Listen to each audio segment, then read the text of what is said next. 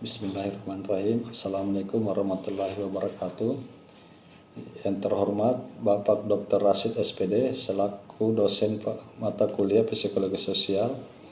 Nama saya Hamsa, nomor stambuk 222-15011 sebagai mahasiswa Fakultas Ilmu Pendidikan, Program Studi Pendidikan Masyarakat Universitas Muhammadiyah Kota Kendari.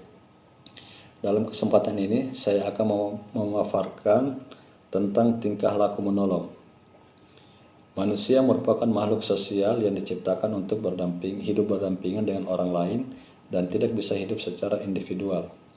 Sebagai makhluk sosial, hendaklah manusia saling tolong-menolong satu sama lainnya dan mengadakan interaksi dengan orang lain untuk bertukar pikiran serta untuk memenuhi kebutuhan hidupnya.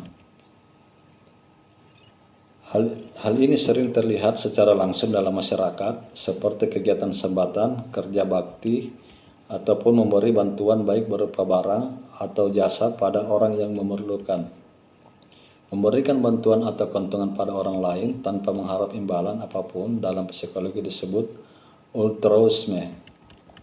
Menurut Sarwono dan Winarno 2009, pada zaman globalisasi saat ini di Indonesia banyak kota-kota besar sedikit demi sedikit mengalami perubahan sebagai akibat dari modernisasi. Jadi tidaklah mengherankan bila di kota-kota besar nilai-nilai pengabdian, kesetiakawanan dan tolong-menolong mengalami penurunan.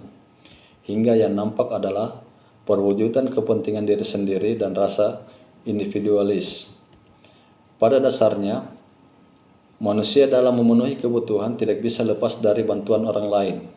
Jadi, seseorang bisa lebih menekankan pada kepentingan bersama dibandingkan dengan kepentingan pribadi. Hal ini akan mendorong munculnya perilaku peduli terhadap orang lain, di mana seseorang akan mudah memberikan pertolongan dengan sukarela kepada orang lain. Perilaku menolong atau helping behavior adalah setiap tindakan yang lebih memberikan keuntungan bagi orang lain daripada terhadap diri sendiri. Ward Hitchman dan Derek 1981. Menurut Staub 1978 dan Wispe 1972, perilaku menolong adalah perilaku yang menguntungkan orang lain daripada diri sendiri. Adapun rumus-rumus perilaku menolong, yang pertama, definisi perilaku menolong. Dalam Kamus Besar Bahasa Indonesia dijelaskan, menolong berarti membantu untuk meringankan beban, penderitaan, atau kesukaran. Membantu dalam melakukan sesuatu yaitu dapat berupa bantuan tenaga, waktu, ataupun dana. Sedangkan dalam bahasa Arab mengutip Kamus Al-Munawir, kata menolong disebut dengan istilah ta'awun yang berarti tolong-menolong, gotong royong, bantu-membantu sesama manusia. Menurut Devidio dan Penar 2001, dalam deskripsi Doris Evalina, menolong atau helping adalah suatu tindakan yang bertujuan menghasilkan keuntungan terhadap pihak lain. Pelaku menolong juga diartikan sebagai suatu tindakan yang menguntungkan orang lain tanpa harus menguntungkan si penolong secara langsung, bahwa kadang menimbulkan resiko bagi si penolong. Perilaku menolong adalah setiap tindakan yang lebih memberikan keuntungan bagi orang lain daripada terhadap diri sendiri. Washington dan Deok 1971, menurut Straub 1978 dan Mispert 1972. Perilaku menolong adalah perilaku yang menguntungkan orang lain lebih dari diri sendiri. Yang kedua, perspektif teoris tentang tindakan menolong. Perspektif teoris tentang tindakan menolong antara lain, yang pertama, perspektif teori evolusi. Menurut teori evolusi, inti dari kehidupan adalah kelangsungan hidup gen. Gen dalam diri manusia telah mendorong manusia memaksimalkan kesempatan berlangsung suatu gennya agar tetap lestari. Yang kedua, perspektif sosiokultural. Ada tiga norma sosial dasar yang lazim dalam masyarakat manusia.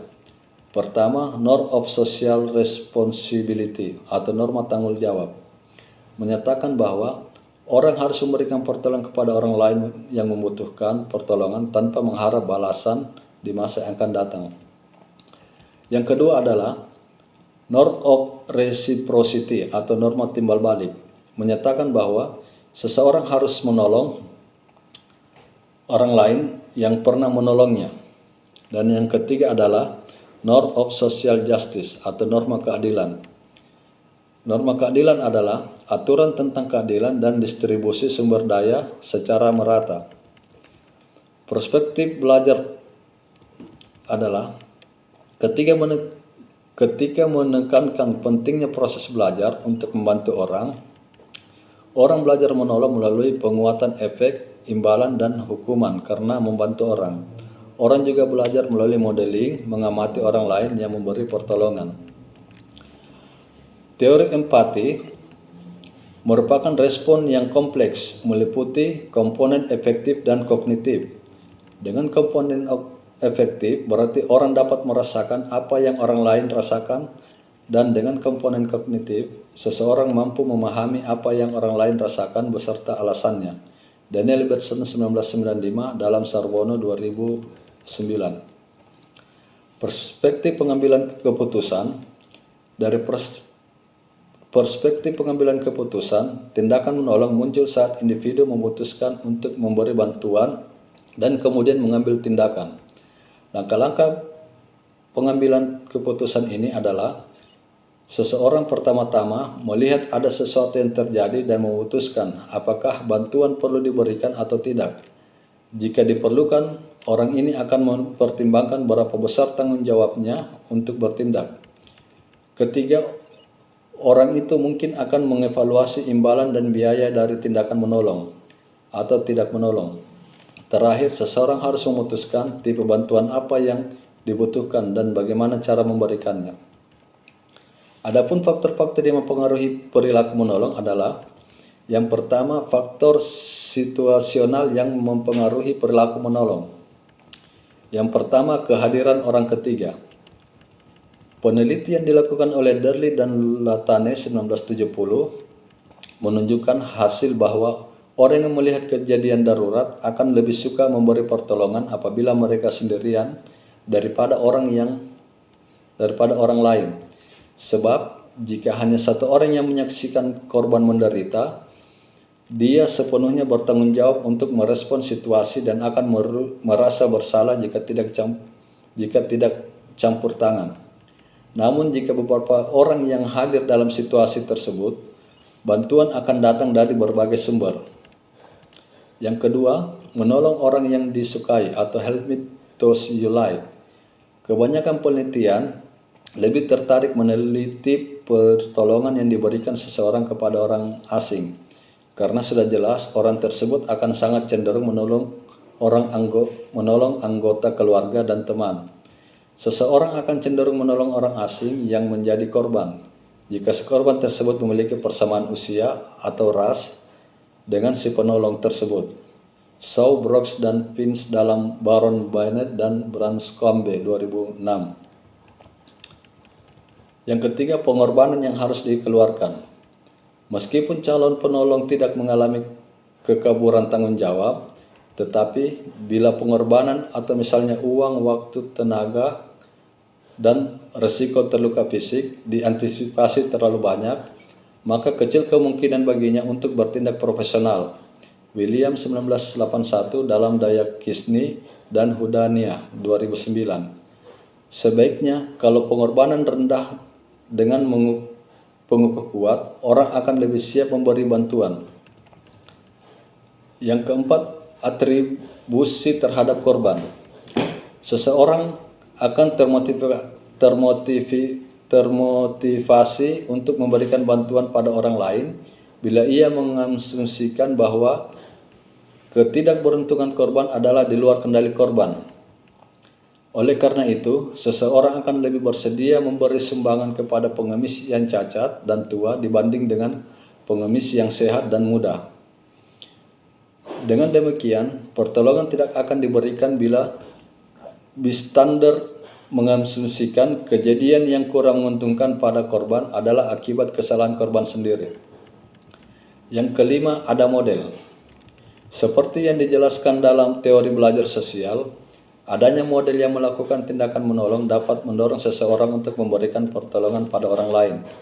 Contohnya, dalam kejadian sehari-hari, misalnya tempat seperti rumah makan atau pasar swalayan yang menyediakan kotak amal dan sudah ada uang di dalamnya. Hal ini tentunya dimaksudkan untuk menarik perhatian pengunjung yang datang ke tempat itu agar mau turut menyumbang.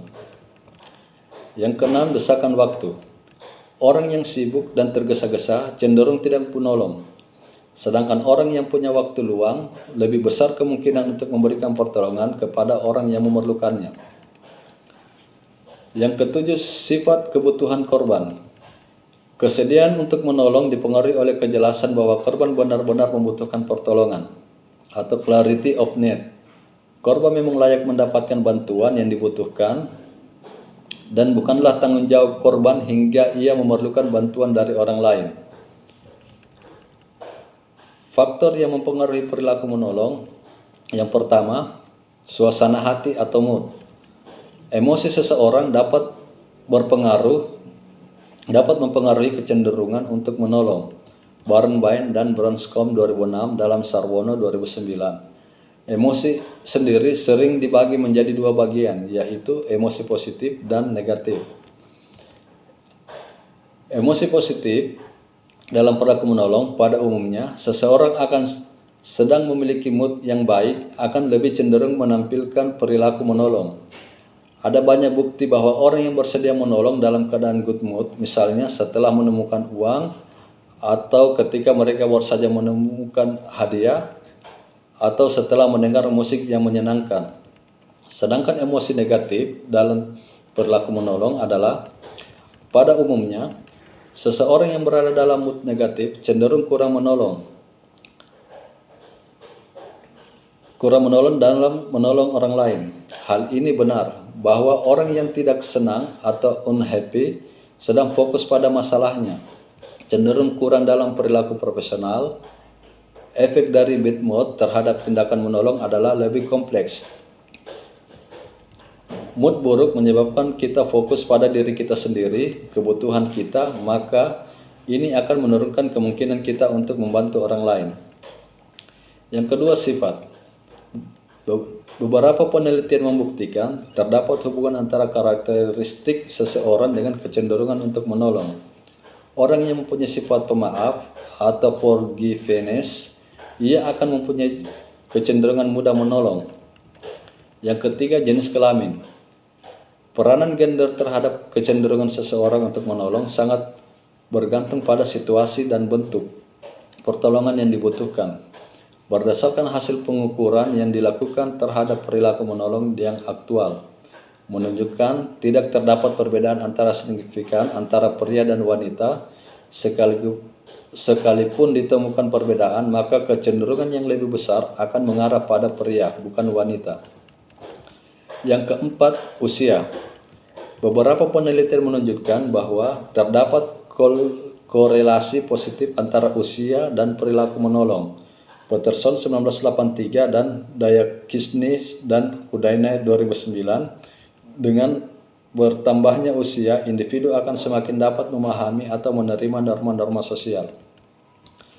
Adapun bentuk-bentuk perilaku menolong menurut Washington dan Deux 1981 dalam skripsi Doris Evalins 2010 dibedakan berdasarkan tingkat pengorbanan pelaku ke dalam 3 bentuk tindakan, yaitu favor, donation, dan invitation in emergency. Favor dapat diartikan sebagai tindakan membantu orang lain, di mana usaha membantu tersebut tidak banyak membutuhkan pengorbanan.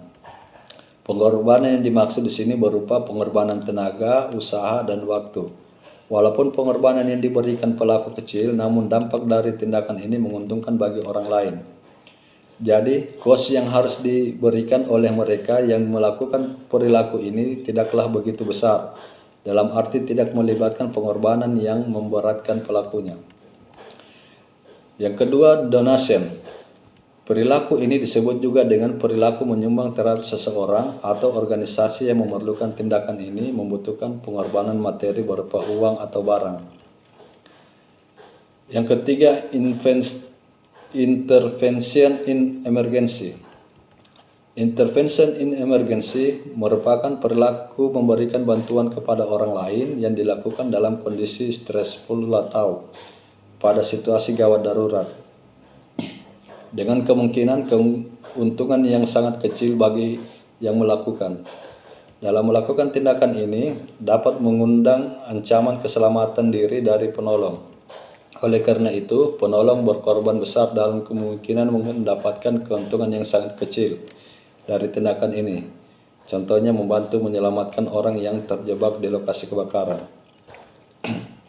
Yang kelima adalah perilaku menolong dalam Islam.